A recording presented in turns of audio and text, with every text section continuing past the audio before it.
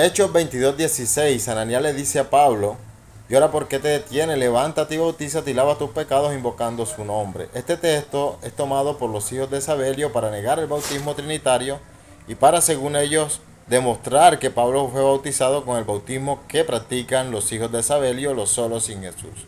Pero ¿será esto real?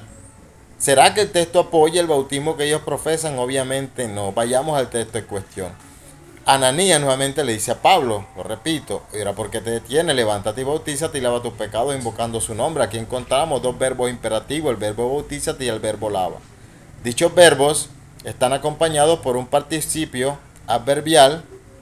Este participio adverbial, que es el participio invocando, modifica a ambos verbos, pero dicho participio no puede ser simultáneo a los dos verbos, ya que los dos verbos tampoco son simultáneos, sino que son subsecuentes uno al otro o uno con el otro. De manera que al no ser simultáneos ambos verbos, el participio tampoco puede ser simultáneo a ambos verbos. Dicho participio invocando tampoco puede ser posterior, de manera que no puede ser la invocación después de haber sido bautizado ni después de haber sido lavado los pecados, sino que este participio que está en tiempo aoristo, la acción del participio tiene que ser obligatoriamente anterior a los dos verbos imperativos bautízate y lava. Otra cuestión que analizamos del texto.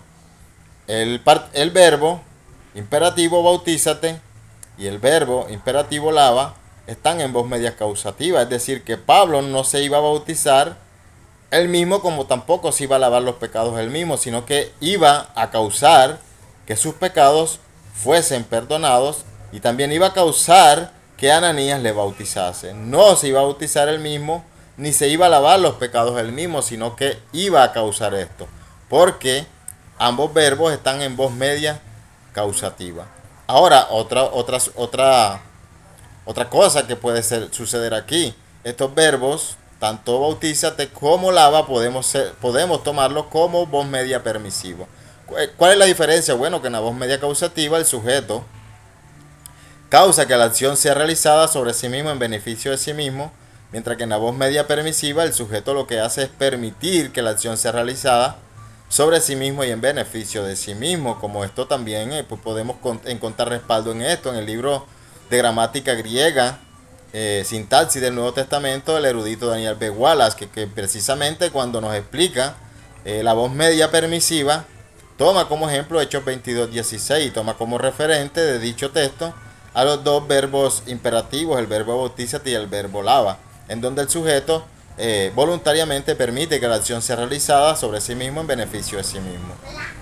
Ahora pasa algo, que el participio invocando no está en voz media permisiva, esta es voz media directa, en donde Pablo tenía que invocar a Cristo, el nombre de Cristo, sobre sí mismo y en beneficio de sí mismo. Y dicho participio adverbial, al no ser simultáneo a ambos verbos, la única opción que tenemos es que sea anterior.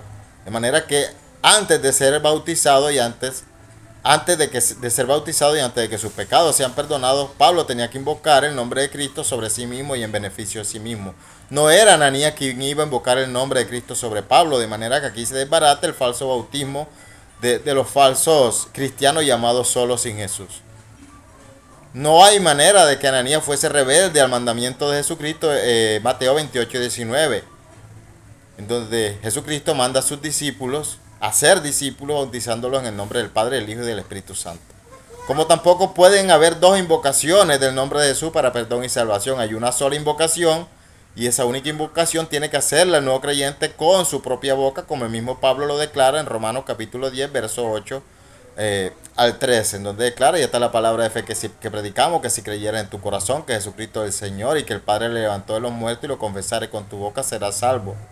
Porque con el corazón se cree para justicia, de Callos une. Aquí nos habla de una justificación que es imposible que alcancemos por nuestros propios medios, se recibe por gracia, es declarado justo e inocente. Con el corazón se cree para justicia, pero con la boca se confiesa, resultando en salvación. Y luego dice el verso 13, porque todo el que invocar el nombre del Señor será salvo. Aquí se relaciona la confesión con la invocación del nombre de Jesús. ¿Y quién tiene que hacerle? Obviamente el nuevo creyente con su propia boca. Aquí queda refutado el falso bautismo de los solos sin Jesús. Ananías no le iba a invocar el nombre de Jesús a Pablo. Era Pablo con su propia boca quien tenía que invocar a Cristo antes de ser sumergido en las aguas. Así que de esta manera el bautismo en el nombre de Jesucristo está relacionado primeramente con la autoridad de Cristo, pero también está relacionado con el nombre porque el nuevo creyente tiene que invocar a Cristo con su propia boca antes de ser sumergido en las aguas. No es la persona o el bautizador, es decir, el pastor que va a bautizar al nuevo creyente no es quien tiene que invocar a Cristo, sino el nuevo creyente. Con su propia boca antes de ser sumergido invoca a Cristo.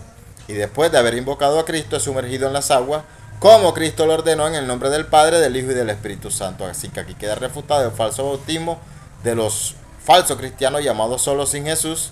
Y a todos aquellos amigos y hermanos que ven este video, Dios les bendiga grandemente. Y por favor compartan para que más personas conozcan la verdad y salgan de esa secta anticristiana de los hijos de Sabelio.